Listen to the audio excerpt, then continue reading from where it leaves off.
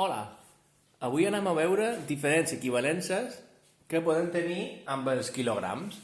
Per exemple, imaginem que això és un quilogram, val? I jo vull saber quan mig quilos són un quilogram.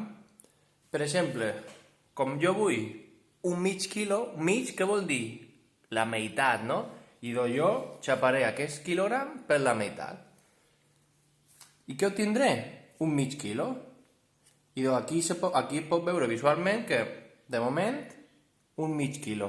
I ara, com he xapat aquesta banda, me queda l'altra, que serà un altre mig quilo. I aquí podem veure que un quilo són dos mitjos quilos. Tenim mig quilo i, per l'altra banda, un altre mig quilo. Ara anem a veure quant quarts hi ha en un quilogram.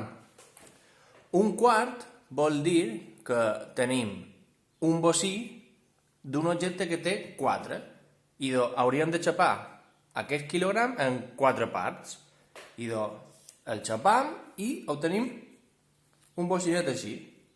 Vale? Això és un quart, perquè si juntam un quart, un altre quart,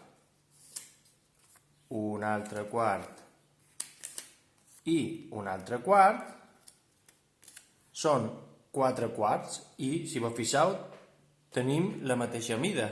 En aquest cas seria el mateix pes. I podem veure que un quilo són 1, 2, 3, 4 quarts de quilo.